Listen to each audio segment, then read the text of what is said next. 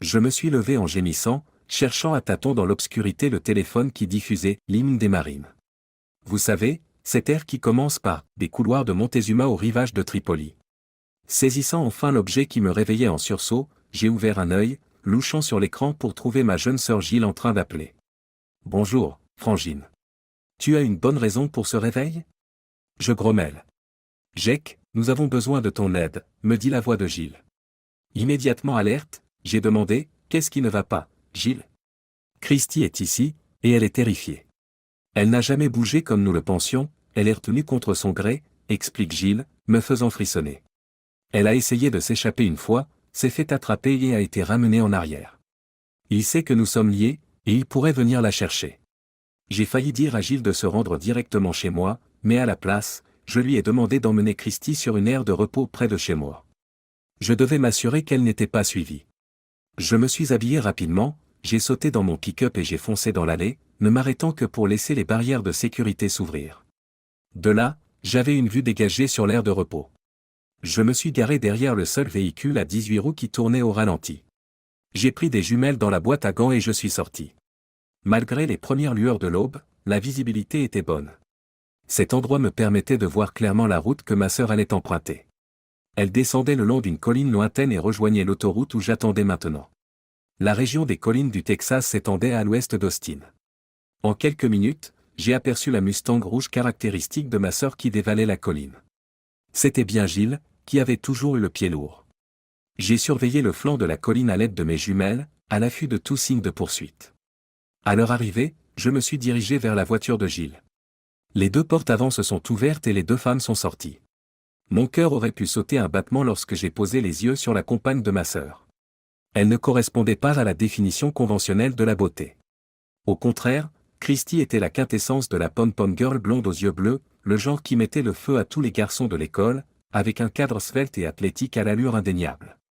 Je n'avais rencontré Christy qu'une seule fois, lorsqu'elle s'était rendue chez Gilles, juste avant que celle-ci ne mentionne la démission et la disparition soudaine de son ami. « Gilles m'a dit que tu avais des problèmes ?» J'ai adressé ma question à Christy. Je voyais ce type et il m'a enfermé chez lui. Il ne me laissait pas partir. J'ai réussi à m'échapper une fois, mais j'ai à peine fait quelques kilomètres qu'ils m'ont attrapé et ramené, raconte Christy. Je ne sais pas comment ils m'ont trouvé. Je pensais que je me cachais, mais c'est comme s'ils savaient exactement où j'étais. Pendant qu'elle parlait, j'ai remarqué qu'elle portait autour du cou une chaîne de type tour de cou, avec une petite boîte noire qui ressemblait à un pendentif. Cela m'a semblé familier. Il était similaire à celui que j'avais au collier de mon chien, un dispositif de repérage GPS. Où as-tu trouvé cette chaîne autour de ton cou, Christy ? Tony me l'a donnée. Il s'est assuré qu'on me la mette et m'a prévenu de ne jamais l'enlever. Laisse-moi la voir, demandai-je en me rapprochant. En la faisant tourner, j'ai soulevé le collier pour l'inspecter de près. Une chaîne solide sans fermoir. Dans le fourreau de ma ceinture, j'ai sorti mon fidèle Lederman. À l'aide de la pince coupante, j'ai soigneusement coupé la chaîne, libérant le collier de son cou. Tu n'en auras plus besoin. Gilles, prends Christy et attends-moi chez moi. Elles ont rapidement sauté dans la Mustang, Gilles en est sorti. Je suis resté derrière, réfléchissant à ce que je devais faire de la chaîne que j'avais dans la main.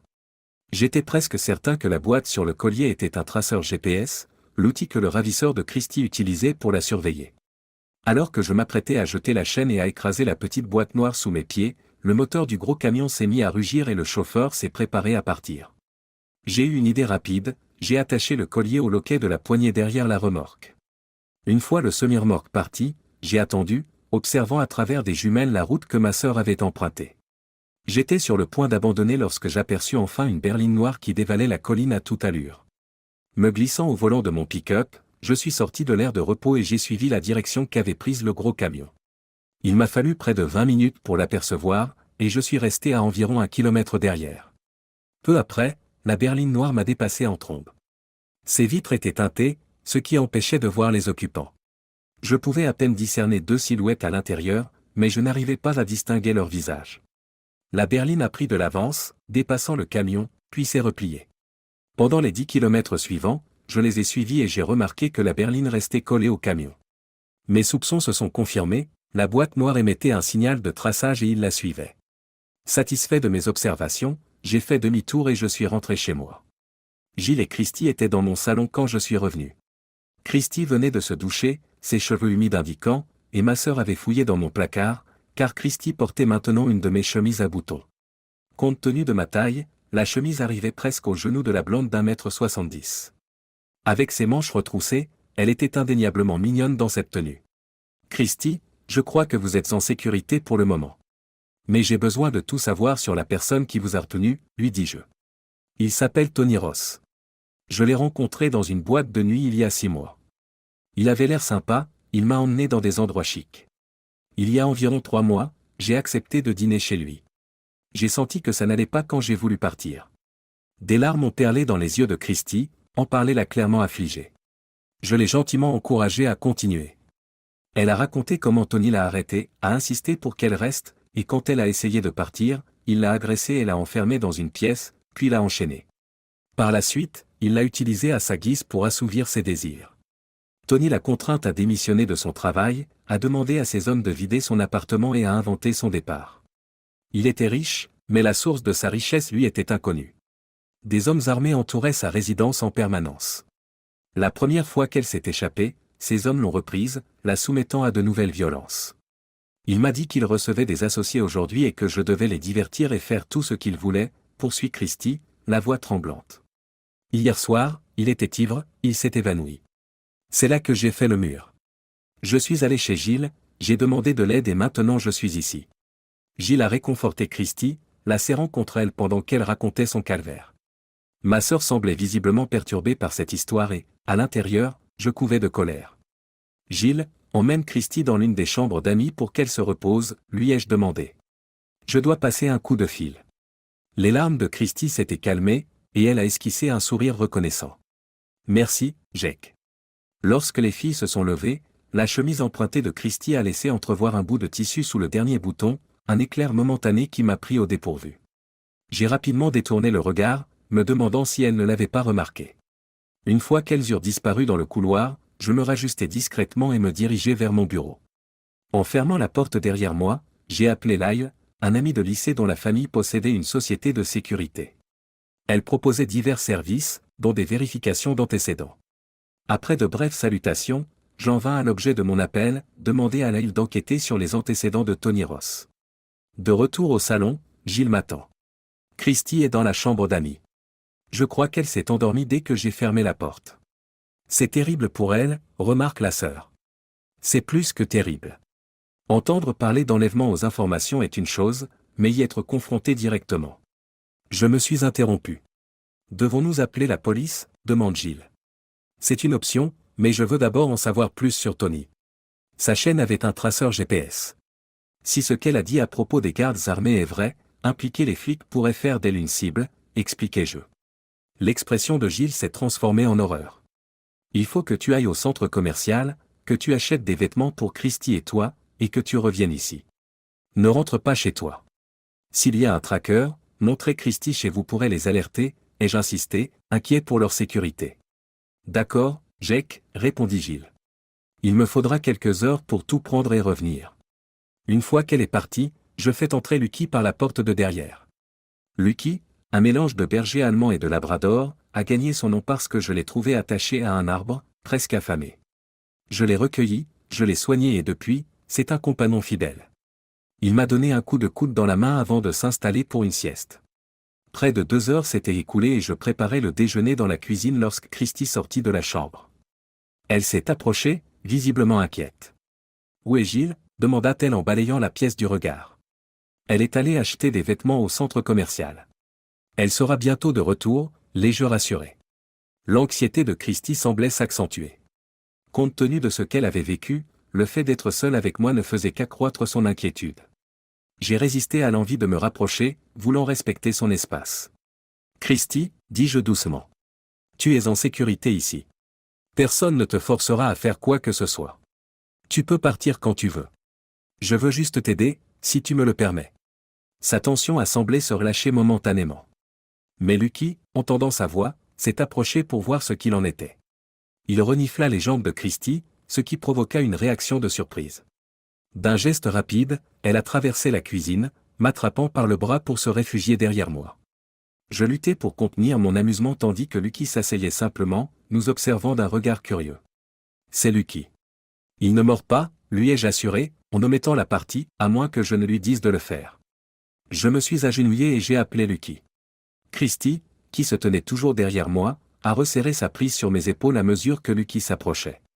Finalement, elle a timidement tendu la main et Lucky, à sa manière amicale, lui a léché les doigts.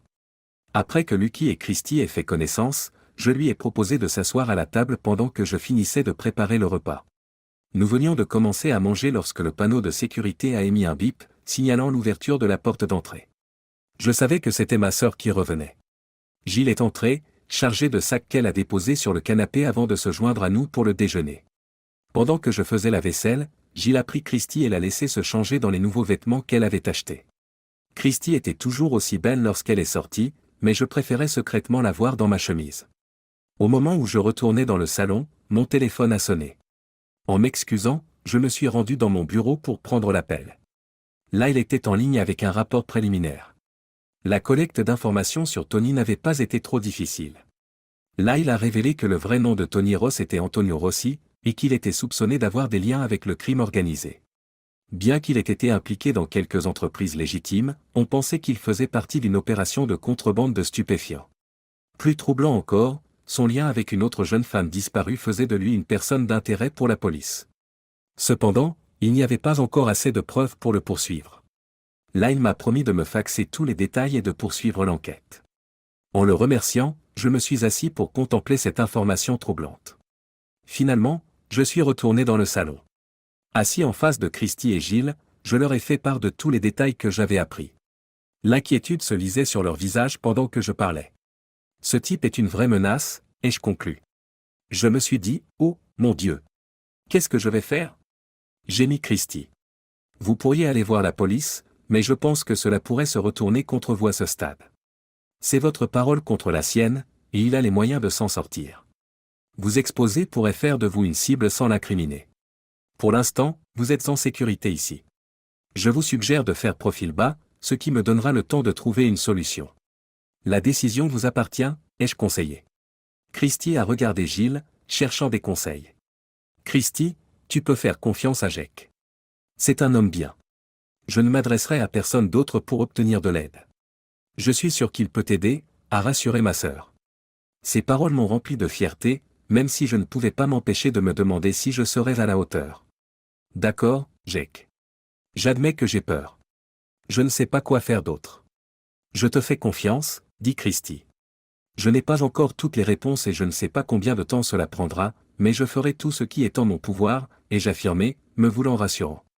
Je laissai Christy et Gilles dans le salon et me retirai dans mon bureau, où les télécopies de Lyle avaient fini d'être imprimées. En scannant les documents, j'ai grimacé devant les détails troublants. À l'aide de Google Earth, j'ai trouvé l'adresse de Tony et j'ai étudié la vue satellite.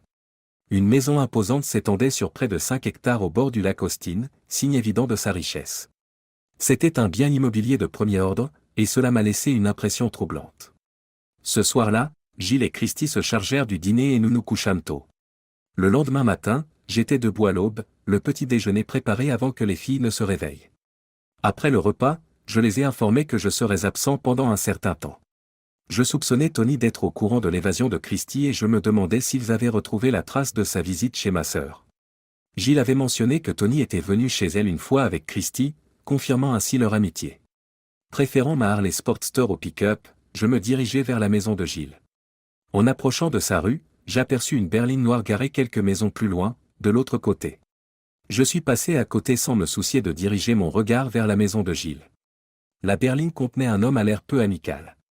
Protégé par un casque sombre, je ne craignais pas qu'il me voie, mais la confirmation que la maison de Gilles était surveillée était déconcertante. Une fois hors de vue de la voiture noire, j'ai mis mon vélo en marche et j'ai couru jusqu'à la maison.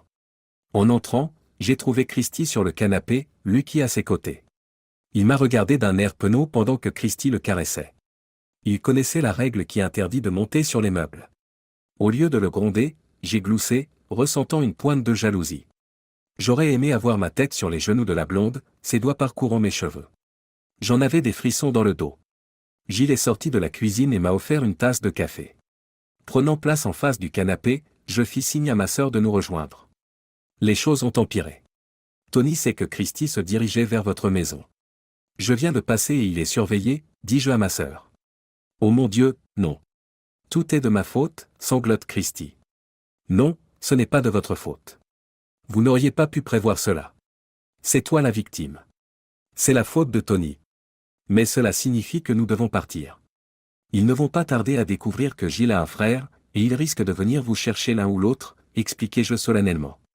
Où allons-nous maintenant, demande Gilles. La famille de Lyle a une maison au bord d'un lac isolé. Je vais l'appeler. Il nous laissera rester là-bas. Pendant ce temps, rassemblez vos affaires et mettez-les dans mon camion. Et ma voiture, demande Gilles. Nous la laisserons dans le garage. Cette voiture de sport tape à accent grave l'œil est trop voyante. Gilles a acquiescé et s'est empressé d'emballer leurs affaires avec Christy. Je me suis rendu à mon bureau et j'ai téléphoné à Lyle pour le mettre au courant des événements de la matinée. Il a non seulement accepté de nous héberger dans sa maison au bord du lac, mais il s'est également arrangé pour qu'une équipe de sécurité surveille ma maison à l'aide de caméras. Je leur ai donné le code d'entrée et j'ai laissé la porte déverrouillée pour qu'ils puissent y accéder. Je me suis empressé de préparer quelques vêtements et j'ai sorti de ma mallette mon étui à bandoulière contenant le Beretta 9 mm et l'AR-15. M'étant entraîné avec le M16, je maîtrisais le AR-15. Gilles est entré dans la pièce et m'a jeté un regard interrogateur. Mieux vaut l'avoir et ne pas en avoir besoin que d'en avoir besoin et ne pas l'avoir, ai-je fait remarquer.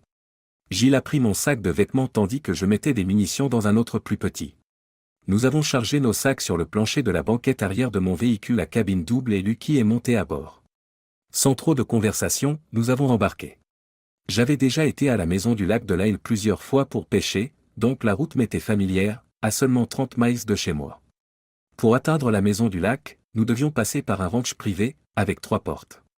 C'était un endroit isolé, hors des sentiers battus. Le silence régnait pendant le trajet, nous étions tous perdus dans nos pensées. À leur arrivée, les filles étaient visiblement impressionnées. La maison spacieuse comportait 4 chambres et un mobilier moderne. Pendant qu'elles exploraient, je déchargeais le camion et Lucky se promenait à l'extérieur, explorant et marquant son territoire de temps en temps. Dans la cuisine, Gilles m'a appelé. Il n'y a presque plus de conserve ici. Il va nous en falloir plus, a-t-elle fait remarquer. Oui, j'aurais dû y penser. Et pourquoi pas ceci? Il y a un magasin de campagne tout près. Je vais y aller et prendre quelques trucs. Vous deux, vous vous installez pendant que je suis dehors, ai-je suggéré. Attends, Jake. Je ne vais pas survivre avec du bœuf séché et des chips. Je vais faire une liste, déclare Gilles. Je soupire et acquiesce tandis que ma sœur commence à noter les articles que je devrais acheter. La bière était définitivement sur ma liste personnelle. Le magasin de campagne local appartenait à un éleveur et disposait d'un comptoir à viande où l'on pouvait demander des morceaux, fraîchement tranchés à partir de bœuf de première qualité. J'ai fait le plein de poulet, de côtelettes de porc épaisse et d'autres produits essentiels pour une semaine, et j'ai réussi à prendre la plupart des articles de la liste de Gilles avant de payer à la caisse. Pendant que je déballais le camion, les filles ont trié les sacs et rangé les provisions. Dans le dernier sac, Gilles a déniché une petite boîte blanche en polystyrène et l'a ouverte pour jeter un coup d'œil à l'intérieur. Elle a poussé un cri lorsqu'elle a aperçu les gros noctiluques canadiens qui s'y agitaient. En riant, je me suis approché pour les lui prendre des mains. C'est un appât. J'ai pensé que nous pourrions pêcher un peu pendant que nous sommes ici, expliquai-je. Merci beaucoup. J'espérais que vous n'alliez pas les ajouter à une salade, dit Gilles en riant. Utilisant la charcuterie que j'avais achetée, Gilles et Christy ont préparé des sandwichs pendant que j'allais chercher 3 cannes et moulinets rangés par la famille de Lyle. Nous avons transporté la nourriture et une glacière jusqu'à l'embarcadère au bord du lac. Pendant que j'installais les chaises pliantes, appâtais les hameçons et lançais les lignes, les filles s'occupaient du repas et des boissons. Assis, j'ai engagé la conversation avec Christy, l'incitant à s'ouvrir un peu plus. Lucky, sentant la détresse de Christy, s'est posé à côté d'elle, cherchant à la réconforter à sa manière canine. Au cours de notre conversation, Christy a révélé qu'elle était fille unique. Son père était parti quand elle était jeune et sa mère était décédée il y a 1 an. Sans autre famille, elle s'était installée ici 9 mois auparavant, et Gilles était sa seule amie. Cela expliquait pourquoi elle était devenue la cible de Tony, une femme seule, nouvellement arrivée en ville, avec peu de relations, une cible facile. Cela faisait écho au profil de l'autre femme disparue. Curieuse, Christy s'est renseignée sur Gilles et moi. Bien que connaissant ma sœur depuis 6 mois avant son enlèvement par Tony, elle n'avait pas approfondi leur vie personnelle. J'ai avoué que Gilles et moi étions des bénéficiaires de fonds fiduciaires, notre mère étant la fille unique de parents aisés. Nos grands-parents avaient subvenu à nos besoins de leur vivant, ce qui nous avait permis d'aller à l'université, j'ai ensuite rejoint les Marines, tandis que Gilles a trouvé un emploi. Les 3 mois qui ont suivi ma démobilisation ont été pour moi une période de décompression. Alors que mon fonds d'affectation spéciale me permettait de vivre confortablement, j'ai cherché à occuper mon temps de manière satisfaisante, une activité qui me plairait vraiment. Alors que je partageais des bribes de ma vie avec Christy, sa canne à pêche s'est soudain pliée presque en deux. Surprise, elle a poussé un cri et j'ai sauté pour décrocher l'hameçon. Une main sur la canne à pêche, j'ai aidé Christy à se lever et les guider pour qu'elle prenne le contrôle de la canne. Elle a eu du mal à remonter le poisson, ce qui m'a incité à intervenir pour l'aider. En lui montrant comment manœuvrer la canne à pêche, je me suis retrouvé par inadvertance à lutter contre l'envie de garder mon sang-froid alors que les mouvements de Christy m'oppressaient. Finalement, nous avons triomphé, ramenant un gros poisson-chat de 6 livres qui se tortillait sur le pont. Alors que je m'apprêtais à découper notre prise en filet, ma sœur et Christy ont protesté, me pressant de la relâcher. Levant les yeux au ciel, j'ai retiré l'hameçon et, à contre-séhure, j'ai remis le poisson à l'eau, le regardant s'éloigner. J'ai réappâté la canne de Christy et je l'ai rejeté dans le lac. Peu après, Gilles a également remonté un poisson plus petit, qu'elle a remis à l'eau. Alors que nous rentrions à la maison, j'ai supporté les taquineries sur le fait d'avoir été surpassé par 2 filles, et j'ai apprécié les plaisanteries car les rires de Christy étaient rares. Pourtant, j'ai vite compris que sa guérison nécessiterait plus que la capture d'un poisson. Ce soir-là, alors que je faisais griller des steaks, je me suis rendu compte que j'avais oublié de les assaisonner. En retournant dans la cuisine, j'ai trouvé Christy en train de remuer une casserole sur la cuisinière. Les épices se trouvaient au-dessus de la cuisinière et, en m'approchant d'elle, j'ai prononcé son nom. Sans s'en rendre compte, elle s'est retournée, sa main s'est élancée et m'a giflé par inadvertance. Ses yeux brillaient d'intensité, signe que si Tony l'avait peut-être blessé, il n'avait pas brisé son esprit. Me reconnaissant instantanément, le choc remplaça son expression initiale. « Oh, Jake, je suis désolé. J'ai oublié où j'étais. Je ne voulais pas te frapper, plaide-t-elle, les larmes aux yeux. C'est bon, Christy. C'est ma faute. Te surprendre comme ça n'était pas la chose la plus intelligente à faire, l'ai-je rassuré. Le contact de Christy sur ma joue brûlante m'a semblé étrangement réconfortant, presque à la hauteur de la gifle elle-même. L'envie de la rapprocher et de l'embrasser était irrésistible, mais j'ai résisté. Ce n'était pas le moment, elle avait besoin de temps pour guérir de ce que Tony lui avait infligé. Au lieu de cela, je me contentais de lui prendre la main, de l'embrasser doucement et de lui assurer une fois de plus que je n'étais pas rancunier. Les 5 jours qui suivirent passèrent à toute vitesse. Notre seule sortie a été une visite chez le médecin pour le bilan de santé et les examens de dépistage de Christy. Bien que la fièvre des vacances ne se soit pas installée, le sentiment d'être confiné à cause de l'ombre de Tony persistait. Au milieu de tout cela, j'ai trouvé du réconfort en passant du temps avec Christy. Elle se sentait de plus en plus à l'aise avec moi, se joignant même à ma sœur pour des taquineries légères qui apportaient de brefs moments de gaieté. La nuit la plus mouvementée s'est déroulée le 3e soir. Gilles et Christy se sont retirés pour la nuit, et j'ai emmené Lucky faire une promenade tardive. Debout sur la jetée, je m'émerveillais du ciel étoilé, une rareté loin de la lueur omniprésente de la ville. La lune montante se reflétait sur le lac tranquille. J'étais loin de me douter qu'un autre spectacle à couper le souffle m'attendait. En retournant vers la maison, un mouvement a attiré mon attention à travers l'une des fenêtres. Christy se tenait dans sa chambre éclairée, ignorant l'obscurité qui régnait à l'extérieur. Vêtue d'un peignoir, elle se séchait les cheveux avec une serviette. Lorsqu'elle a laissé tomber la serviette et défait son peignoir, celui-ci a gracieusement glissé de ses épaules, révélant sa nudité. Je suis resté debout, immobilisé par le spectacle qui s'offrait à moi. Le clair de lune pâlit en comparaison de sa beauté. Ses cheveux blonds humides tombaient en cascade sur ses épaules, encadrant une paire de seins parfaits coiffés. Sa silhouette élancée s'élargissait en hanches féminines, attirant l'attention sur ses formes galbées. Le souvenir de son corps rasé le jour où elle avait porté ma chemise me faisait mal. Elle a attrapé sa chemise de nuit et l'a soulevée au-dessus de sa tête. Alors qu'elle descendait, recouvrant son corps, j'ai finalement bougé, un sentiment de culpabilité m'envahissant. Je me suis dit que je n'avais pas eu l'intention de l'espionner intentionnellement. D'ailleurs, qui parmi les hommes aurait pu se détourner d'un tel spectacle? Je restais en contact quotidien avec Lyle, mais malgré le déploiement d'une grande partie des ressources de son entreprise, il n'y avait aucune avancée contre Tony. Le 6e jour de notre isolement, des nouvelles inquiétantes nous parvinrent. Les caméras installées autour de ma maison avaient filmé 2 hommes escaladant la clôture et jetant un coup d'œil aux fenêtres. Bien qu'il n'ait pas pénétré dans la maison, il semble que Tony m'ait relié à ma sœur, et donc à Christy. Cela fait une semaine que nous sommes ici, Jake, dit Gilles en prenant son petit déjeuner. Peut-être devrions-nous déménager, dans un endroit où Tony ne pourra pas nous trouver. Chérie, j'aimerais que ce soit aussi simple. Si Tony est lié au crime organisé, il pourrait nous retrouver où que nous allions. C'est pour cela que le programme de protection des témoins est si surveillé. Nous devons être patients et trouver un meilleur moyen, ai-je répondu. Ce que je n'ai pas révélé, c'est que j'envisageais de poursuivre Tony moi-même. Je ne pouvais me défaire de l'idée que s'il s'agissait de l'Irak et que Tony était un leader identifié d'Al-Qaïda, il serait une cible à prouver. Mais ce n'était pas si simple. Je devrais peut-être aller voir la police, a suggéré Christie. En secouant la tête, je ne suis pas d'accord. C'est risqué. Même s'il l'arrête, il pourrait sortir sous caution et prendre des mesures extrêmes pour t'arrêter. Gilles et Christie ont cédé, mais la décision de rester ou de partir nous a été arrachée cette nuit-là. Gilles et moi regardions les informations tardives tandis que Christie sortait prendre l'air. Soudain, Lucky, qui était à mes pieds, s'est précipité vers la porte arrière en aboyant sauvagement. Je me suis élancé à sa suite et j'ai ouvert la porte d'un coup sec. Lucky s'est lancé à la poursuite d'une silhouette qui disparaissait dans l'obscurité près de l'embarcadère. Je l'ai poursuivi en dégainant mon arme. Lorsque la jetée est apparue, j'ai vu mon chien sauter dans les airs, suivi d'un cri et d'une forte éclaboussure.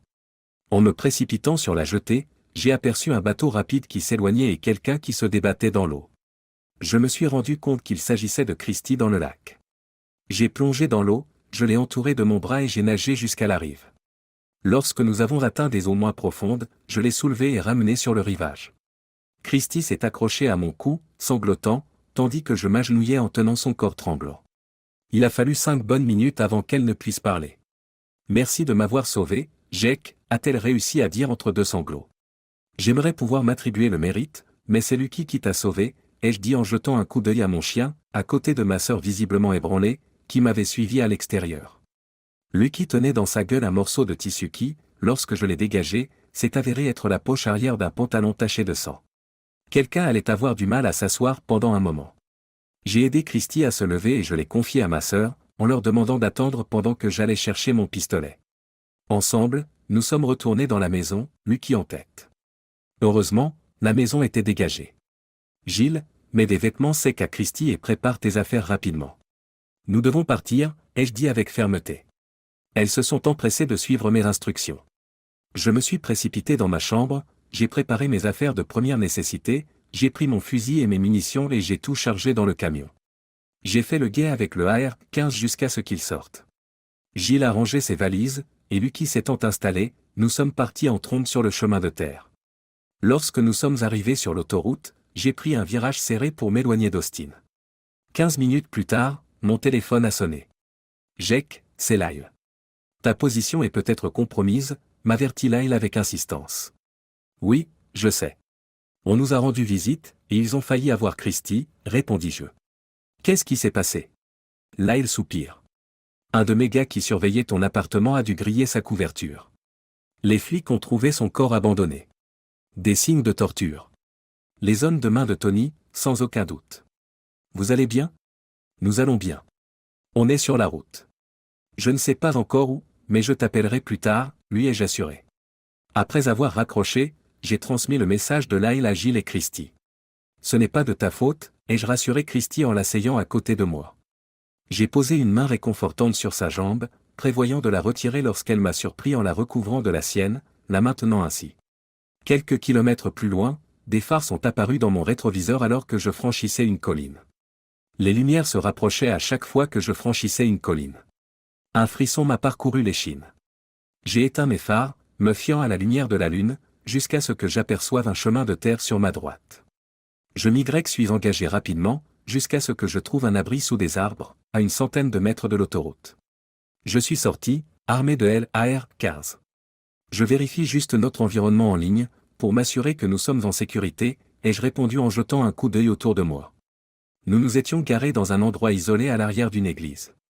J'ai fait défiler la carte et les informations locales, à la recherche d'événements récents. Christie et Gilles semblaient soulagés, j'ai donc démarré le camion et vérifié le GPS. La route de Caliche que nous empruntions nous conduirait à une autre autoroute vers le nord, à une vingtaine de kilomètres de là, ce qui semblait être une direction sûre. Pendant que je conduisais, Christie s'est appuyé contre mon épaule et s'est endormi, tandis que Gilles s'est trouvé un oreiller de fortune contre la fenêtre. Alors que l'obscurité nous enveloppait, je suis arrivé à deux conclusions. Christy et Gilles avaient besoin d'un refuge sûr, et il était temps de confronter Tony. 1 heure plus tard, j'ai repéré la ville que j'avais vue sur le GPS. Sur le parking d'une église, à l'abri des regards, nous nous sommes installés pour la nuit. Lucky s'est recroquevillé sur le sol, Gilles a pris la banquette arrière et Christy a posé sa tête sur mes genoux.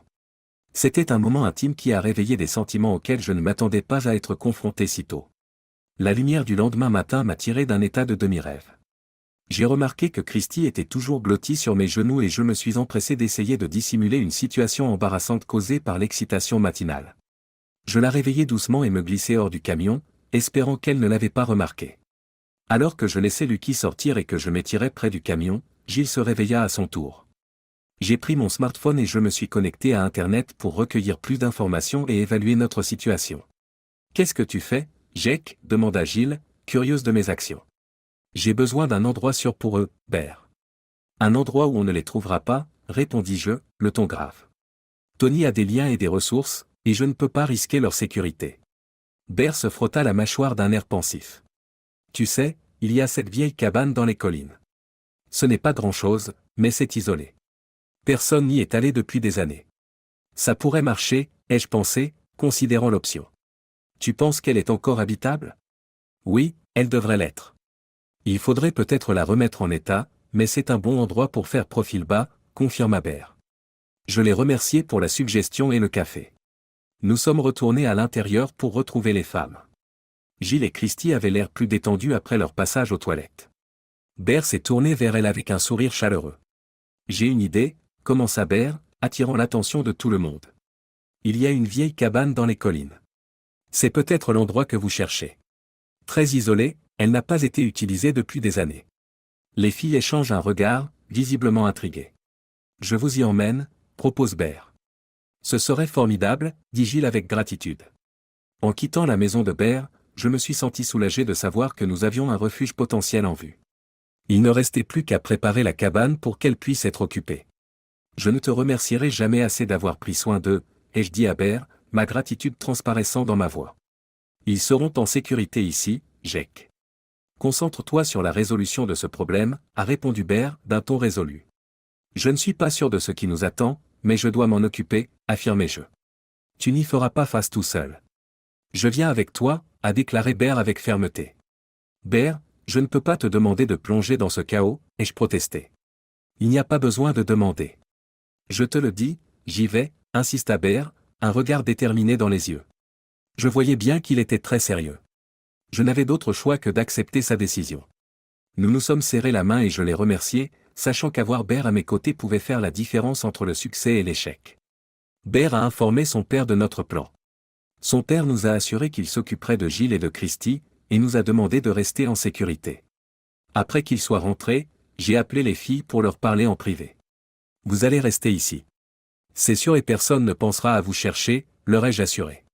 Où allez-vous ? Demande Gilles, dont l'inquiétude est évidente. Je vais régler cette affaire une fois pour toutes, ai-je dit, exprimant le caractère définitif de ma décision. Les larmes ont coulé dans leurs yeux et elles m'ont serré très fort dans leurs bras, la peur et l'inquiétude étant évidentes. Sois prudent, Jake. S'il te plaît, reviens sain et sauf, m'a demandé Christy en pleurant, en me serrant contre elle. Je reviendrai. Je le promets, lui ai-je assuré. Alors que je me séparais de Christy, Bear sortit de la maison, équipé et prêt. Il portait un équipement digne d'un homme d'affaires et sa présence était rassurante. Nous allons prendre mon véhicule. Ils attendent la vôtre, proposa Bear. Après avoir chargé notre matériel dans l'impressionnant Humvee noir de Bear, Lucky nous a rejoints sur la banquette arrière et nous avons repris la route en direction d'Austin. Tout en roulant, nous avons discuté de notre stratégie et décidé d'impliquer Lyle, qui était impatient de nous aider à notre retour. Arrivés en ville, nous nous sommes installés dans un motel, en gardant un profil bas. Nous avons collaboré avec Lyle à l'élaboration d'un plan visant à capturer l'un des hommes de Tony. Après une préparation méticuleuse, nous avons mis notre stratégie en œuvre le 3e jour. L'équipe de Lyle était plus que disposée à nous aider, surtout après que l'un de ses membres ait souffert des mains de l'équipe de Tony. Notre opération impliquait 3 véhicules, Lyle conduisait une voiture, Bear et moi occupions une camionnette, tandis que 2 des associés de Lyle prenaient place dans le 3e véhicule. Lorsque la berline noire s'est approchée, Lyle lui a coupé la route. Derrière Lyle, Bear et moi avons fait de même, et la troisième voiture nous a suivis. Lorsque nous avons approché de ma maison, Lyle s'est arrêté et je me suis garé à côté du véhicule cible. La troisième voiture nous a bloqués par l'arrière. D'un geste rapide, Bear a surgi de la camionnette, brisant la vitre du côté conducteur d'un seul coup de poing. Il a tiré l'abruti par la fenêtre, l'a jeté dans notre camionnette et est remonté à bord. Pendant que je démarrais, un des hommes de Lyle a pris la voiture vide et s'est éloigné. La capture s'est déroulée sans problème. Bear a efficacement désarmé et menotté notre captif. J'avais attaché Lucky au siège avant, et il était frénétique, essayant d'atteindre notre captif, qui tremblait de peur. Je me suis précipité derrière Lyle et j'ai ouvert la voie vers un entrepôt abandonné. Alors que nous approchions, les portes de chargement s'ouvrirent, nous laissant entrer avant de se refermer derrière nous. Nous nous sommes arrêtés en hurlant et Bear a traîné l'homme terrifié à l'extérieur, attachant ses menottes à un palan à chaîne. En quelques secondes, il fut suspendu par les mains, tendu vers le haut. Désorienté, il ne voyait que les 5 hommes masqués qui l'entouraient. Nous avons vérifié son portefeuille et trouvé sa carte d'identité, Vincent Moretti, ou Vinny. Nous avons commencé l'interrogatoire, mais après s'être remis du choc initial, Vinny s'est tu. Il semblait être d'une loyauté inébranlable envers Tony ou, plus vraisemblablement, avoir peur de lui. Une demi-heure plus tard, alors que nous étions dans une impasse, Bear a demandé la permission de « convaincre » Vinny que nous avions une affaire. Au lieu de cela, j'avais un meilleur plan. J'ai ordonné à l'un des hommes de Lyle d'enlever le pantalon de Vinny. Debout derrière lui, j'ai remarqué un bandage sur sa joue droite. Je l'ai arraché, révélant des marques de dents. C'était le même homme qui avait essayé d'enlever Christy à la maison du lac. Cela expliquait l'agitation de Lucky. De retour au van, j'ai fait sortir Lucky, le plaçant à quelques centimètres de l'homme à moitié nu. En grognant et en claquant des dents, Lucky tenait Vinny dans ses bras, terrorisé. La vue de ses dents, dangereusement proches de ses parties exposées, a brisé la détermination de Vinny, qui s'est mis à bafouiller. Il s'est soudain montré désireux de répondre à nos questions, à condition que je tienne Lucky à distance. De notre interrogatoire, nous avons tiré 2 informations cruciales. Premièrement, Vinny a confirmé la culpabilité de Tony dans le meurtre de la femme disparue, racontant qu'une crise de rage l'avait conduite à sa perte, puis que lui et un autre homme nommé Gino l'avaient enterré dans une zone boisée isolée. Ensuite, Vinny a révélé l'arrivée prévue par Tony d'une livraison de stupéfiants colombiens le lendemain. Bear, Lyle et moi nous sommes installés au fond de l'entrepôt pour discuter de nos révélations. Nous étions tous d'accord pour dire que cette opération avait dépassé nos attentes. Au milieu de notre conversation, une idée a germé dans mon esprit, un moyen d'abattre Tony sans avoir recours aux armes à feu. J'ai demandé à Bear de menotter Vinny à une chaise, de l'éclairer au visage et d'installer discrètement une caméra vidéo braquée uniquement sur sa tête. Dans ces conditions, Vinny s'est soudain montré plus enclin à donner des informations. Le reste de mon plan reposait en grande partie sur la chance et un timing précis. Le lendemain matin, Bear, Lyle et moi nous sommes rendus sur la rive opposée à la propriété de Tony. Nous avons repéré un terrain boisé vacant et avons navigué à travers les arbres jusqu'à ce que nous atteignions un point d'observation surplombant la rivière. Ma reconnaissance préalable à l'aide de Google Earth avait révélé que la maison de Tony se trouvait à environ 30 pieds au-dessus de l'eau, des falaises à pic séparant la propriété de la rive. Ce qui a attiré notre attention, c'est un tuyau de 2 pouces qui part de la rivière et passe au-dessus de la falaise, un système d'irrigation courant dans la région. Satisfaits de nos observations, nous sommes rentrés au motel. J'ai exposé les détails de mon plan à mes compagnons, en reconnaissant les risques qu'il comportait, mais en soulignant qu'il était susceptible de résoudre notre dilemme. L'exécution du plan reposait en grande partie entre les mains de Lyle. Après avoir pris la vidéo des aveux de Vinny, Lyle est parti. Bear nous a offert une pizza et, ce soir-là, j'ai appelé Gilles et Christy, les assurant de notre sécurité et leur faisant miroiter notre retour imminent si tout se passait bien. Le lendemain, nous avons effectué une reconnaissance rapide du site où devait se dérouler l'échange de stupéfiants entre les Colombiens et les hommes de Tony. Nous avons attendu jusqu'à la fin de l'après-midi, nous préparant à une phase qui nécessiterait une main-d'œuvre considérable. En plus de Bear, Lyle et moi-même, Lyle a recruté 8 de ses anciens associés militaires qui ont travaillé comme gardes du corps. Nous nous sommes rassemblés à l'entrepôt, révisant méticuleusement nos plans. Vinny a fourni le lieu de l'échange, situé sur un chemin de terre isolé dans une zone boisée. Le plan prévoyait que 2 voitures s'approchent de nuit. Chaque voiture, l'une des hommes de Tony et l'autre des Colombiens, signalerait son arrivée à l'aide de ses phares. Les émissaires de Tony transporteraient une valise d'argent, tandis que les Colombiens apporteraient les stupéfiants. L'échange se faisait rapidement, puis les hommes de Tony transportaient la drogue vers un autre endroit pour la distribuer sans que Tony ne la manipule directement. Nous nous sommes divisés en deux équipes et nous nous sommes cachés parmi les arbres, attendant le moment désigné.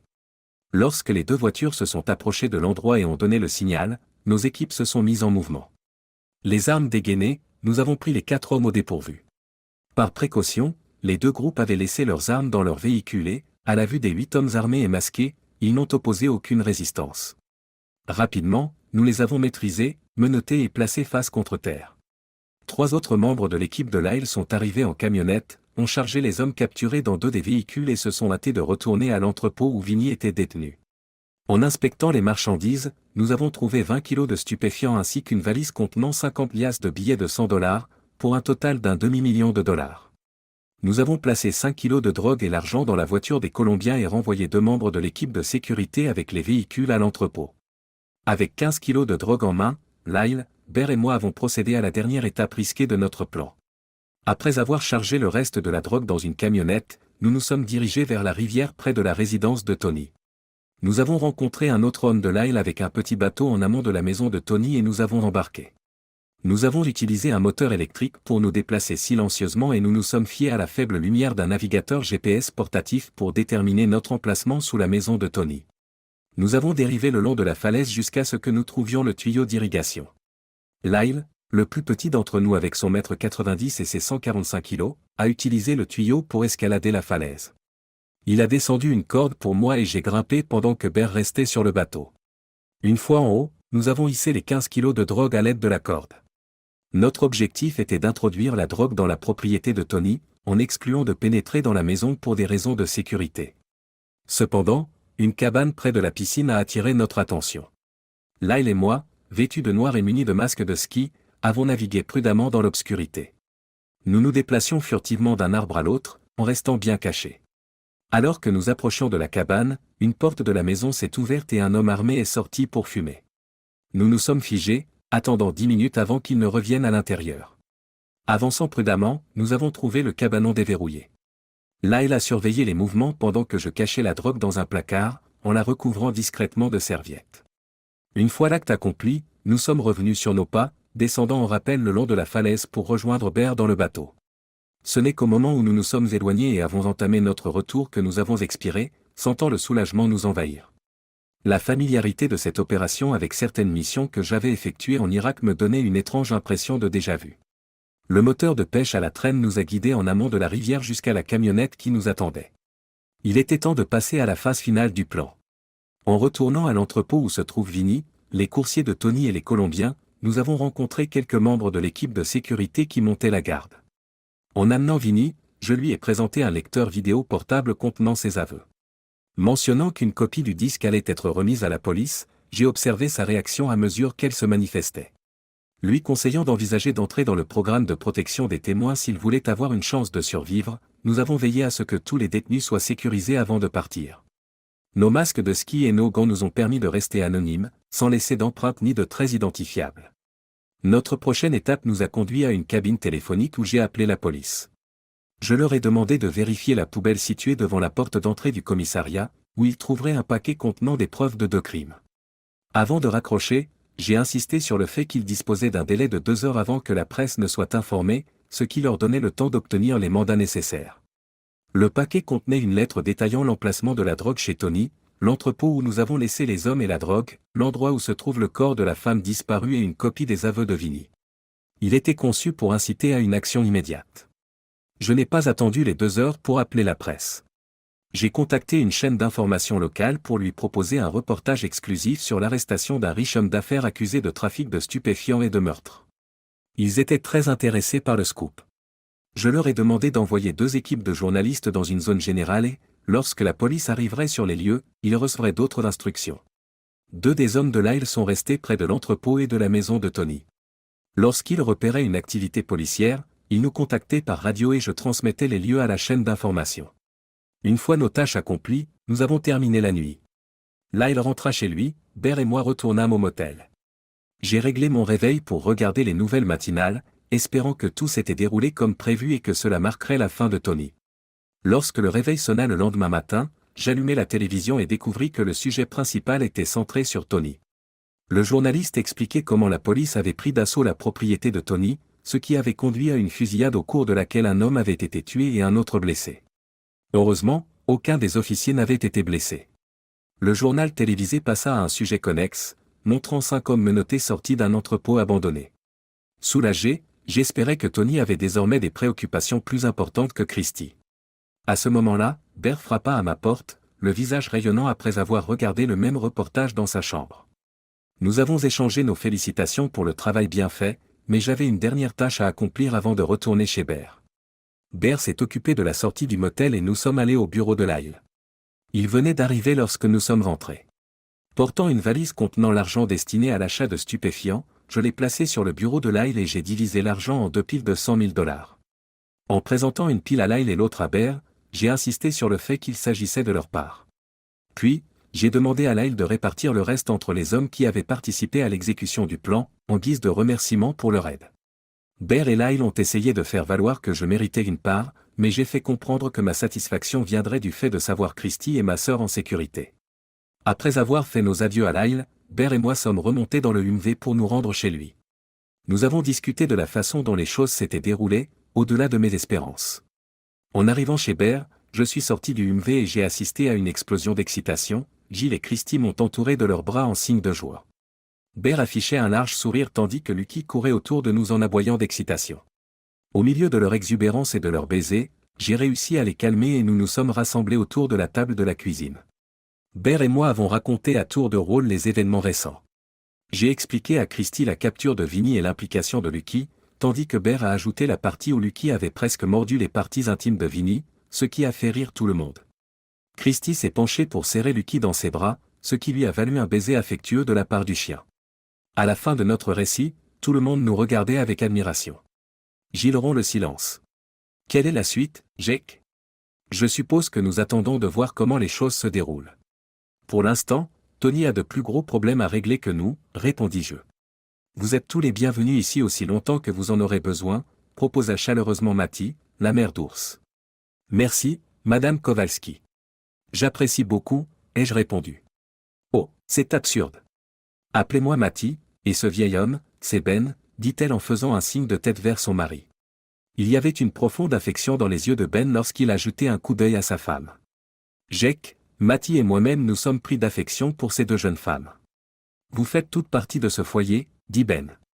Je vous en suis profondément reconnaissant.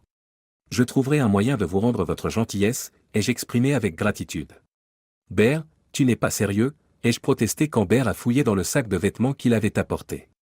Il en a sorti les liasses de billets et les a déposés sur la table. Ben et Matty ont écarquillé les yeux à la vue des billets empilés. Où as-tu trouvé tout cet argent, fiston, demande Ben. Bear expliqua comment nous avions saisi l'argent des narcotrafiquants et comment je l'avais réparti entre ceux qui m'avaient aidé. Mais c'est de l'argent de la drogue. Nous ne pouvons pas le garder. Il est avarié, objecte Matty. Matty, c'est de l'argent, ai-je dit. Il a peut-être été obtenu illégalement, mais cela ne diminue pas sa valeur. Maintenant, il est de nouveau entre les mains de bonnes personnes pour améliorer leur vie. Ce serait une honte de le laisser se perdre. Matty se radoucit. Eh bien, je suppose que si tu le dis comme ça n'a pas l'air si mal que ça, concéda-t-elle. Bear et moi avons passé le reste de la journée à nous détendre.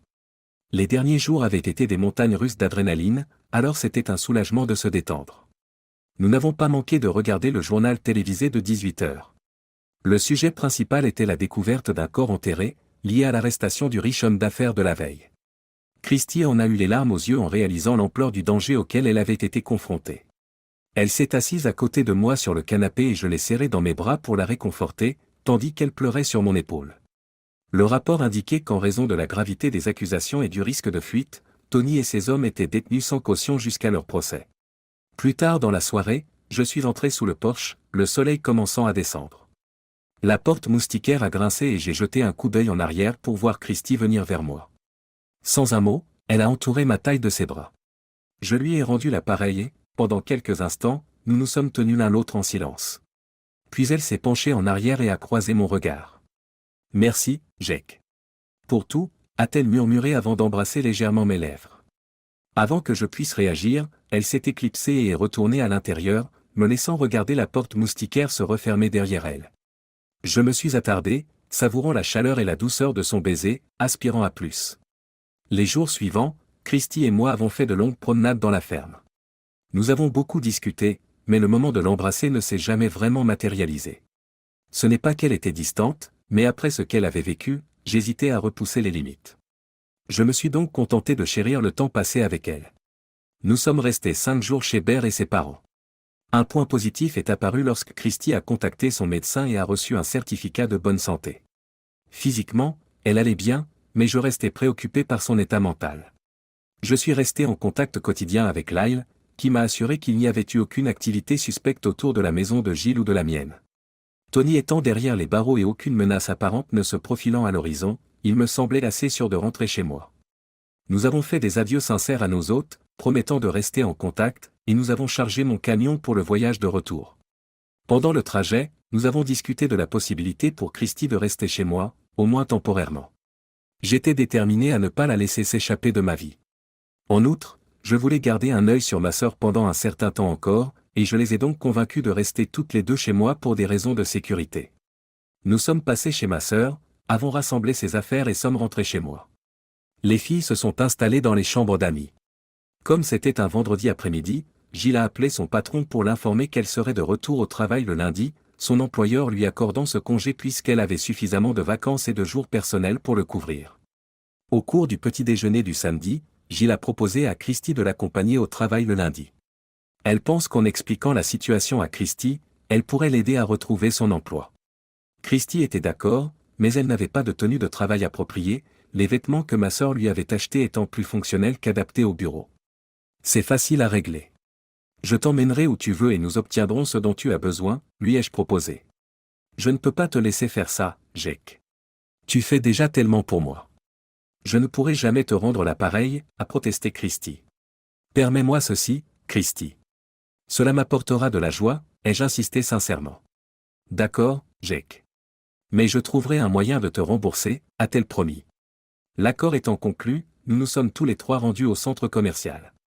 Christy et Gilles ont choisi quelques tenues, et quand Christy s'est contentée de 3, elle a voulu arrêter. J'ai insisté pour qu'elle choisisse au moins 10 tenues complètes. Christy a essayé de feindre la réticence, mais j'ai senti sa gratitude. La plupart des hommes peuvent se contenter d'un ou 2 costumes par semaine, mais je savais que pour les femmes, la variété était cruciale. Avec 10 tenues, elles pouvaient mélanger et assortir sans répéter exactement le même look pendant un mois. Toutefois, à mon avis, Christy serait magnifique même dans un simple sac en toile de jute. Notre séance de shopping s'est terminée juste à temps pour le déjeuner, et j'ai offert aux filles un repas dans un restaurant voisin. Je me suis adossé à la table, observant ma sœur et Christy engagées dans une conversation animée. Il était réconfortant de constater que Christy commençait à retrouver son dynamisme. Elle avait des moments de spontanéité, mais il s'estompait souvent pour laisser place à un état plus réservé. Compte tenu de ce qu'elle avait vécu, c'était tout à fait logique. Avec l'aide de Gilles, Christy a réussi à reprendre le travail. Elles ont raconté que Christy avait été victime d'un harceleur et qu'elle avait été obligée de se cacher. Christy a déclaré que la situation semblait résolue et qu'elle ne s'attendait pas à d'autres problèmes. Avec tact, ils ont omis de mentionner l'implication de Tony. Avec un peu de chance, cette approche détournerait l'attention de Christy, d'autant plus que le procès à venir de Tony faisait toujours les gros titres. Pendant ce temps, Lyle m'a convaincu de travailler pour lui, principalement en effectuant des vérifications d'antécédents sur l'ordinateur et le téléphone. Ces vérifications étaient souvent demandées par des employeurs qui recrutaient des personnes pour des postes sensibles, impliquant des finances importantes ou vulnérables à l'espionnage industriel. Austin comptait plusieurs entreprises de haute technologie soucieuses d'effectuer des vérifications approfondies sur leurs employés. L'avantage, c'est que je pouvais effectuer la majeure partie du travail à la maison. Vivre avec 2 femmes n'était pas aussi difficile qu'on pourrait le croire. Gilles et moi avons toujours été proches, à seulement 1 an d'intervalle, comme dans notre enfance. Sa présence me ramenait à cette époque.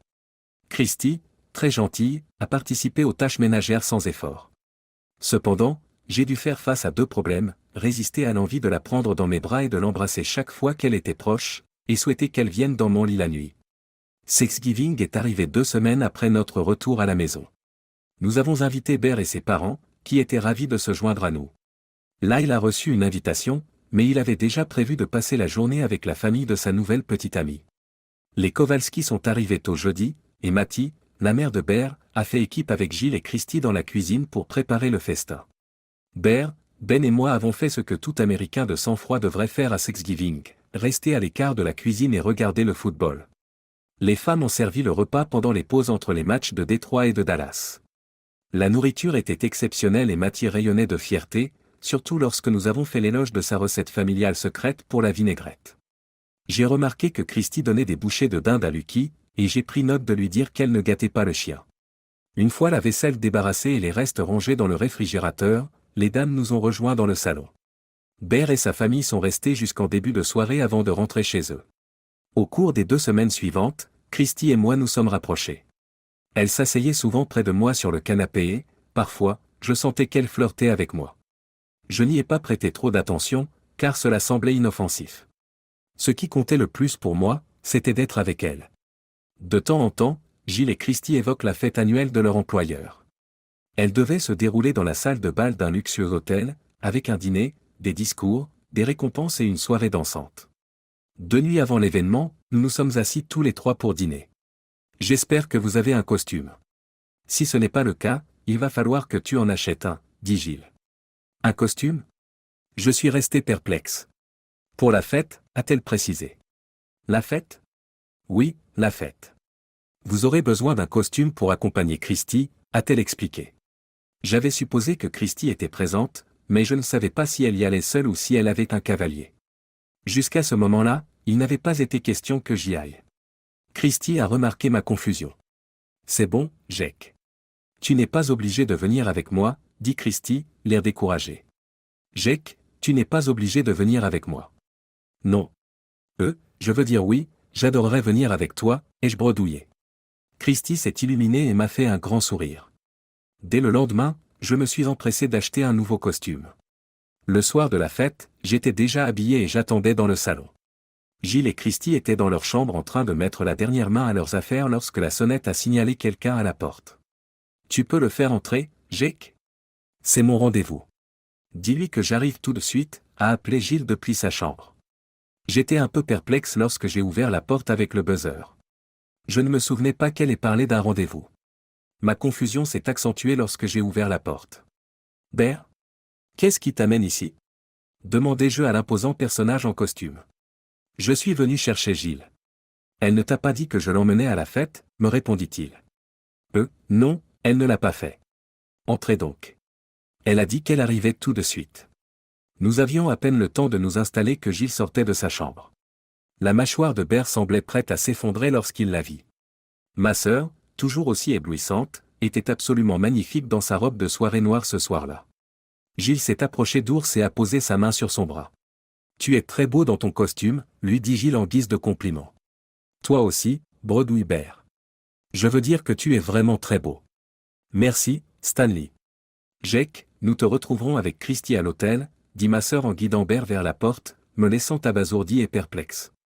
J'ai réfléchi à la façon dont tout cela s'était déroulé. Peut-être que tout avait commencé pendant notre séjour dans la famille Bear. Les longues promenades de Christy avec moi avaient peut-être pour but de permettre à Gilles de passer du temps avec Bear. J'avais cru à tort que Christy voulait être avec moi. Je me suis souvenu qu'elles étaient assises ensemble à Thanksgiving, non seulement pendant le repas, mais aussi après. Quand le choc s'est estompé, j'ai fait comme si de rien n'était. Bear était un type bien. Ma sœur aurait pu faire pire. Mais ma rêverie ne m'a pas empêché de remarquer l'entrée de Christy dans la pièce. Ma réaction à son égard fut probablement aussi frappante que celle de Bear lorsqu'il avait vu Gilles. Christy était absolument magnifique dans sa robe rouge, ses longs cheveux blonds coiffés avec élégance. En glissant, elle s'est arrêtée devant moi et a tournoyé. « Tu es d'accord » demanda-t-elle. « Absolument » répondis-je en reprenant mon calme. « Tu es magnifique. »« Merci, Jake. »« On y va » dit-elle en joignant son bras au mien. Alors que j'escortais Christy dans la salle de bal, j'ai vu de nombreux hommes s'arrêter et la regarder. Certains ont été poussés par leurs partenaires. Je me sentais fier d'être son cavalier. Nous avons trouvé Gilles et Bear à la table, rejoints par 2 autres couples. On m'a présenté les collègues de Christy et leurs partenaires. Pendant le dîner, j'ai remarqué que Gilles posait souvent sa main sur le bras de Bear tout en discutant. Après les discours et la remise des prix, la piste de danse s'est ouverte. Bear et moi avons demandé à nos partenaires de danser. Compte tenu de l'élégance des robes, les chansons lentes prédominaient, ce que j'ai apprécié. C'est la première fois que je tiens Christy dans mes bras. Lorsque je l'ai prise dans mes bras pour la première fois, une décharge électrique m'a traversé. Elle s'est blottie contre moi et j'étais reconnaissant de porter un caleçon qui gardait mon excitation discrète. Pourtant, à certains moments, elle m'a frôlé et j'ai su qu'elle avait dû le sentir aussi. J'ai été soulagé qu'elle ne s'éloigne pas. Alors que la nuit s'achevait, ma sœur s'est approchée et a mentionné que Stan la ramenait chez elle, dans sa propre maison. J'avais remarqué que Gilles ne l'appelait jamais Bear, mais toujours Stan ou Stanley. Elle s'est dite sûre d'être en sécurité avec lui, ce qui m'a fait rire en me demandant à quel point Stanley serait en sécurité seul avec ma sœur. Sur le chemin du retour avec Christy, elle a dit à quel point la soirée avait été merveilleuse et combien elle avait aimé danser. En entrant dans la maison, elle a détaché ses cheveux, les laissant tomber en cascade. Se tournant vers moi, elle m'a dit qu'elle voulait un autre verre de vin. J'ai jeté mon manteau sur le canapé et je me suis rendu à la cuisine pour me servir un verre, tandis qu'elle me regardait depuis l'entrée. Lorsque je me suis approché d'elle avec le vin, elle a sournoisement pointé du doigt le ciel au-dessus de nos têtes. En levant les yeux, j'ai remarqué le buis que ma sœur avait accroché là. Christy m'a fait un sourire sulfureux en penchant la tête sur le côté. Je n'allais pas rater cette occasion.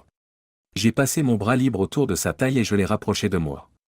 Au moment où nos lèvres se sont rencontrées, j'ai senti une poussée d'électricité. Cela a commencé doucement, nos lèvres se déplaçant doucement l'une contre l'autre. Un gémissement silencieux s'est échappé lorsque la langue de Christy est entrée dans ma bouche, déclenchant un baiser passionné.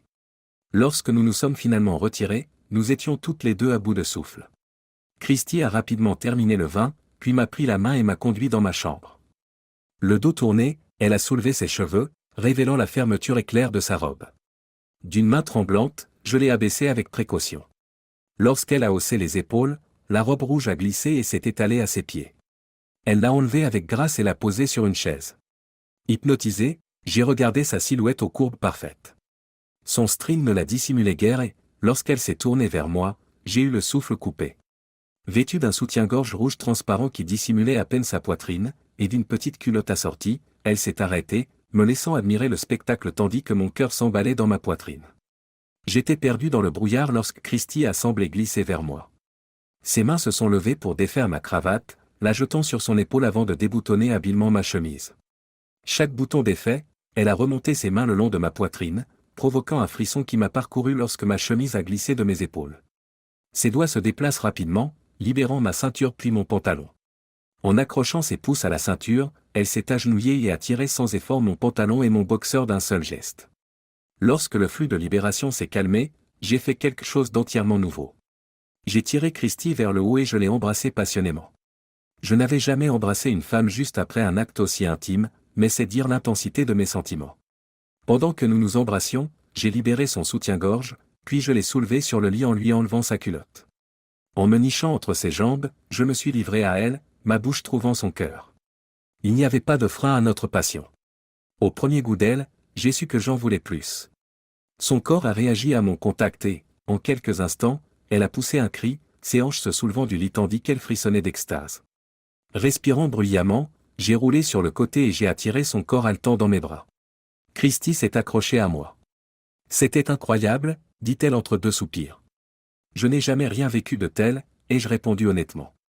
Jake, tu réalises que je suis en train de tomber amoureuse de toi, dit-elle prudemment. C'est bien, parce que je suis déjà amoureux de toi, ai-je répondu. Christy a couvert ma bouche avec la sienne, confirmant ses sentiments pour moi. Lorsque nous avons repris des forces, nous avons continué à faire l'amour. Ce n'était pas une connexion brûlante comme la première fois, mais plutôt une longue et lente union de deux personnes exprimant leurs véritables sentiments l'une pour l'autre. La nuit de danse et d'amour a eu raison de nous et nous avons sombré dans un profond sommeil, en nous serrant l'un contre l'autre. Le lendemain matin, je me suis réveillé avec mon bois habituel, mais ce matin-là, il y avait quelque chose de différent. En me réveillant, je me suis rendu compte que quelque chose de chaud et d'humide m'avait enveloppé. J'ai regardé vers le bas et j'ai vu sur mon ventre la femme dont j'étais tombé amoureux. Elle me regardait et quand elle m'a vu ouvrir les yeux, elle s'est soulevée et s'est appuyée sur mes cuisses. Christy a gémi en signe de protestation lorsque je l'ai finalement soulevée du lit pour la conduire à la douche, mais elle s'est rapidement mise à ronronner lorsque je lui ai savonné le corps avec amour. Elle me rendit l'appareil, s'assurant que j'étais bien propre. En sortant de l'eau chaude, nous nous sommes essuyés l'un l'autre et nous nous sommes dirigés vers la cuisine pour nous rafraîchir et reconstituer l'énergie que nous avions dépensée. Après avoir traversé le salon, j'ai ouvert la porte arrière et j'ai laissé Lucky entrer dans la maison. Il était en colère contre moi pour l'avoir laissé dehors toute la nuit et m'a ignoré. Au lieu de cela, il s'est dirigé directement vers Christy, cherchant son affection, ce dont il a été rapidement récompensé. Christy s'est beaucoup attaché au chien qu'il a sauvé cette nuit-là à la maison du lac. Après le petit déjeuner, nous nous sommes installés dans le salon pour discuter. Christy avait une question: pourquoi n'avais-je pas donné suite à mes sentiments pour elle? J'ai avoué ma peur, craignant que, compte tenu de ses expériences passées, tout geste romantique ne la contrarie. Elle s'est ouverte sur la période où elle était captive de Tony, révélant une remarquable capacité à se détacher mentalement de ses avances non désirées, sauf lorsqu'il devenait viol. Sa force m'a étonné. Elle plaisanta même sur les défauts physiques de Tony, et nous partageâmes un rire, bien que cela me fît réfléchir à son sujet, compte tenu de la sensibilité physique de Christy. Plus tard dans la journée, Bear revint avec ma sœur, tous deux arborant un air satisfait. Son sourire penaud laissait présager quelque chose et, au cours du dîner, il a révélé son départ en embrassant Gilles d'un baiser brûlant.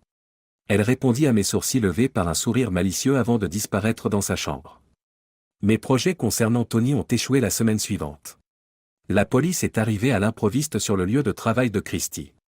Vinny, dans le but d'aider l'accusation, a révélé que Tony avait kidnappé Christy après des semaines de détention. J'ai été surpris du temps qu'il a fallu à Vinny pour parler d'elle. Les autorités étaient impatientes de retrouver Christy. N'ayant pas son adresse actuelle, elles l'ont retrouvée sur son ancien lieu de travail. Christy a été emmenée pour des entretiens avec le bureau du procureur général, qui s'occupait de l'affaire fédérale des stupéfiants, et le bureau du procureur du comté, qui poursuivait les accusations d'enlèvement et de meurtre à l'encontre de Tony. Les autorités fédérales se sont rapidement désintéressées de Christy lorsqu'elles ont découvert qu'elle n'était pas au courant des activités de Tony dans le domaine des stupéfiants. En revanche, les procureurs du comté s'intéressent de près à Christy. Ils l'ont informé des révélations de Vinny concernant son enlèvement. Réalisant qu'ils étaient déjà au courant, Christy a raconté l'histoire déchirante de son calvaire. Gilles m'a téléphoné au moment où la police a escorté Christy, et je me suis précipité au poste de police. J'ai attendu avec anxiété et les prises dans mes bras lorsqu'elle a enfin été relâchée. Des larmes ont coulé sur nos deux visages, nous avions compris ce que cela impliquait. Christy devant témoigner contre Tony, l'accusation allait devoir le révéler à la défense. Cela signifiait qu'elle pouvait à nouveau être prise pour cible, même derrière les barreaux. Le danger s'étendait à ma sœur et à moi. Serrant Christy contre moi, je l'ai réconforté tout en maudissant mon hésitation à traiter avec Tony plus tôt. Maintenant, il était en garde à vue, hors de ma portée. Malgré les conseils du procureur pour que Christy reste en ville, je savais qu'il était temps de disparaître une fois de plus. Après avoir accompagné Christy chez elle, j'ai trouvé Gilles déjà sur place. Elle s'est précipitée pour serrer son amie dans ses bras, mais je les ai guidées toutes les deux vers le canapé avant qu'elle n'entame la conversation. Les filles, refaites vos valises. Le procureur va révéler que Christy est un témoin clé. Tony pourrait mal le prendre. Il est temps de faire profil bas, leur dis-je fermement. Mais ils ont dit que je devais rester ici, murmura Christy faiblement. Oublie-les. Nous devons assurer notre sécurité.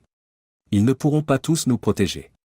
Ils garderont l'information pendant quelques jours, ce qui nous laissera le temps de disparaître. Je ne laisserai aucun d'entre vous se faire enlever, déclarai-je avec détermination. J'ai immédiatement passé des coups de fil. D'abord, j'ai informé Lyle de notre départ, m'assurant qu'il veillerait sur les maisons de Gilles et de moi sans révéler nos plans exacts. Puis j'ai appelé Bear. Il a insisté pour parler à ma sœur et, après leur conversation, Gilles a confirmé la décision de Bear de se joindre à nous. Je n'ai pas objecté, je savais qu'il ferait tout pour la protéger si ses sentiments pour ma sœur rejoignaient les miens pour Christy. J'ai rappelé Bear pour lui demander d'apporter son passeport. Mon dernier appel a été pour mes parents. J'ai parlé à mon père, lui expliquant tout ce qui s'était passé. Je ne leur avais donné aucun détail auparavant, voulant leur épargner toute inquiétude. Il avait l'air très inquiet et m'a assuré que maman et lui attendraient notre arrivée avec impatience. Lorsque mes grands-parents maternels sont décédés, ils ont laissé à ma mère un héritage substantiel, plus important que les fonds fiduciaires qu'ils avaient constitués pour ma sœur et moi. Gilles et moi avions grandi à Clear Lake, dans la banlieue de Houston. Mon père adorait la voile et gardait son bateau à quai dans une marina locale. Il nous avait appris à naviguer pratiquement dès que nous avions appris à marcher. Après le décès de mes grands-parents, mon père a pris une retraite anticipée et mes parents ont déménagé à Palm Beach, en Floride. Là, il a pu garder son voilier commodément amarré derrière la maison. Bear est arrivé ce soir-là, et j'ai attendu la fin du dîner pour discuter de mes projets avec tout le monde. Étonnamment, les filles ont considéré mon idée comme une aventure passionnante. Bear semblait un peu moins sûr de lui. Nous nous sommes retirés tôt, avec l'intention de partir le lendemain matin. J'ai opté pour mon pick-up, dont la cabine allongée offrait suffisamment d'espace pour nous tous et nos affaires. Nous avions 3 arrêts à faire avant de quitter la ville. Tout d'abord, j'ai accompagné Christy à sa banque, où son passeport se trouvait dans une boîte de sécurité, à peu près tout ce qu'elle avait après que les associés de Tony eurent vidé son appartement. Ensuite, je suis passé à ma banque pour effectuer un retrait substantiel en liquide. J'avais l'intention d'utiliser du liquide pour éviter de laisser une trace écrite avec les cartes de crédit. Notre dernier arrêt s'est fait sur le lieu de travail de Christy et Gilles. À l'intérieur, nous avons eu une réunion à huis clos avec leur patron, lui révélant la raison de notre départ abrupt. Il nous a remerciés de l'avoir informé et n'a pas pu nous promettre de conserver leur emploi compte tenu de l'incertitude, mais nous a demandé de prendre contact avec elle une fois que les choses se seraient tassées. Nous avons conduit à tour de rôle toutes les 4 heures, ce qui a permis à l'un d'entre nous de se reposer tout en se préparant pour l'équipe suivante. J'ai conduit avec Christy et Lucky à l'avant, tandis que Bear et Gilles occupaient l'arrière. Quand c'était le tour de Bear, nous changions de place. Avec des pauses occasionnelles pour les repas et les arrêts, il nous a fallu un peu plus de 25 heures pour atteindre la maison de mes parents. Lorsque nous sommes sortis de mon camion, mes parents se sont précipités pour nous accueillir. Leurs yeux se sont écarquillés à la vue de Bear, ce qui m'a fait sourire. Après nous avoir chaleureusement embrassés, Gilles et moi, mes parents nous ont fait rentrer dans la maison. La présentation de Christy a immédiatement séduit mes parents, ils ont craqué pour la belle blonde qui avait volé mon cœur. Pourtant, lorsque Gilles a présenté Bear, ils ont semblé un peu incertains. Ce n'est que lorsque j'ai eu l'occasion de rassurer mes parents en privé sur l'intégrité de Bear et son engagement envers leur fille qu'ils ont commencé à s'intéresser à lui. À 3 jours de Noël, mes parents étaient ravis de nous accueillir. Le lendemain de notre arrivée, mon père nous a emmenés sur son magnifique voilier de 42 pieds. Gilles a montré à Bear les ficelles du métier, littéralement, tandis que papa et moi avons passé en revue le système de navigation. Le bateau était équipé d'un pilote automatique relié à un GPS, qui se dirigeait pratiquement tout seul une fois le cap fixé. Il suffisait d'être attentif aux obstacles potentiels.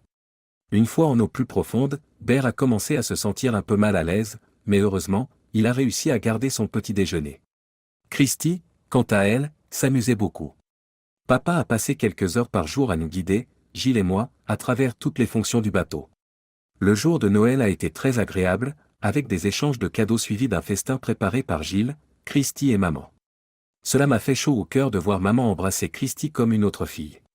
Le lendemain de Noël, nous avons fait le plein de provisions et de nouveaux vêtements, que nous avons chargés sur le voilier avant de prendre un dernier dîner avec mes parents. Tôt le matin du 27, Christy, Gilles, Bear, Lucky et moi sommes montés à bord du voilier et avons pris le large tandis que mes parents nous saluaient depuis le quai. J'ai tenu la barre jusqu'à ce que nous atteignions des eaux profondes, puis j'ai enclenché le pilote automatique. Bear a pris le premier quart pendant que Gilles et moi nous assurions que tout était en ordre.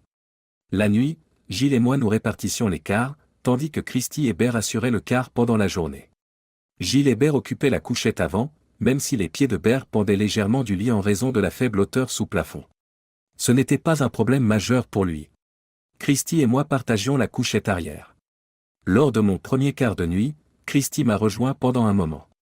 Lorsque Gilles et Bear se sont couchés pour se reposer, Christy a fait pivoter le fauteuil du capitaine que j'occupais et m'a fait la surprise d'une première en mer, une rencontre discrète. Après que Gilles m'a relevé, j'ai accompagné Christy jusqu'à notre couchette, lui rendant ainsi l'appareil. Nous nous sommes partagés les tâches liées au repas. Au début, Bear a eu du mal à trouver l'appétit, mais dès le 2e jour, il a retrouvé le pied marin et la faim.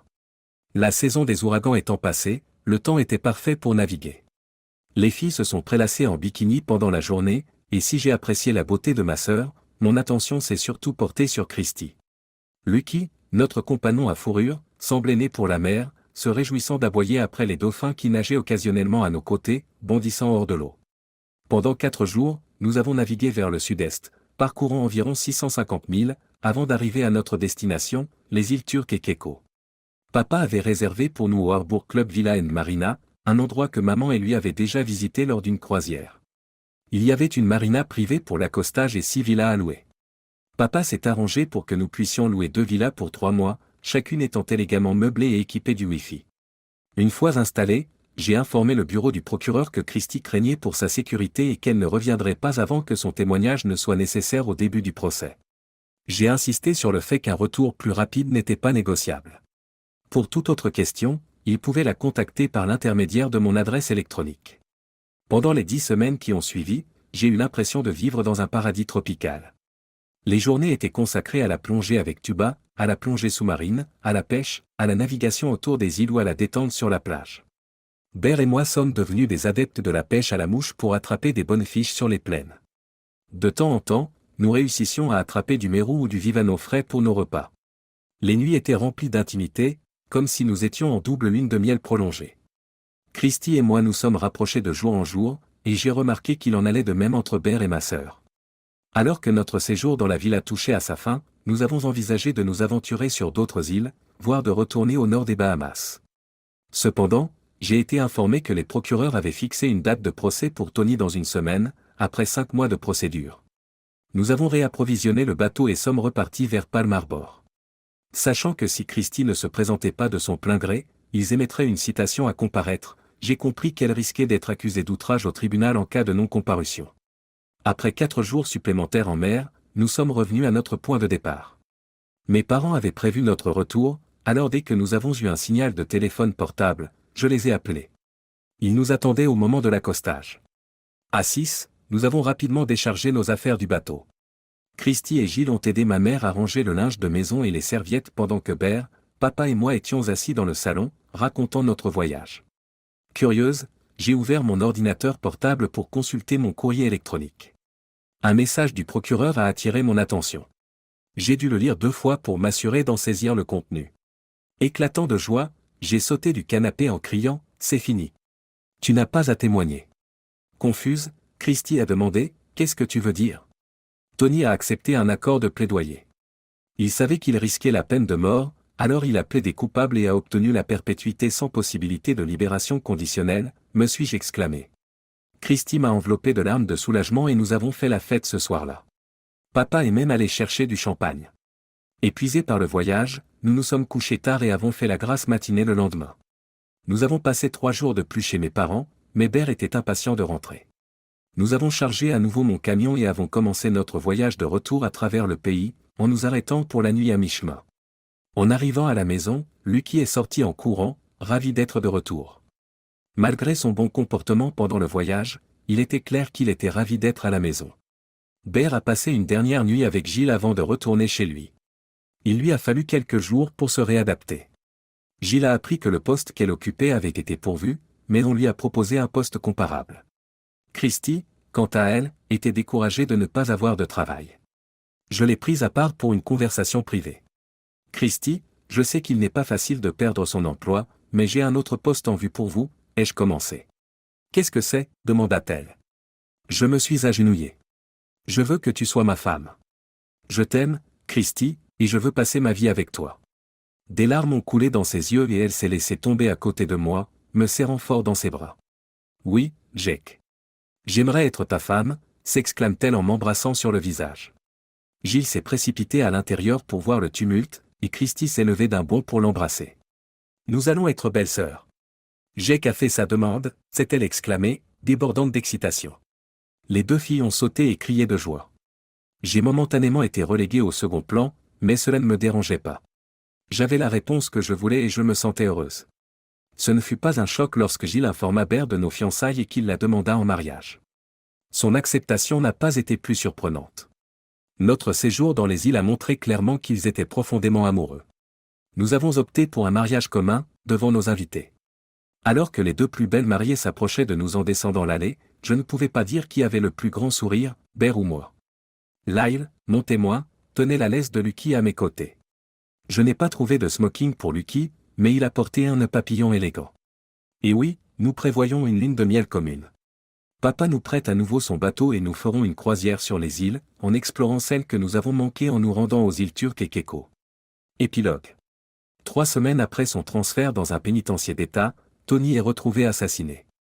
Les spéculations vont dans le sens d'un assassinat ordonné par le baron colombien des stupéfiants, le rendant responsable de la saisie de stupéfiants qui a conduit à des condamnations. Les autres hommes arrêtés lors du raid sur la propriété de Tony ont été condamnés à de lourdes peines de prison.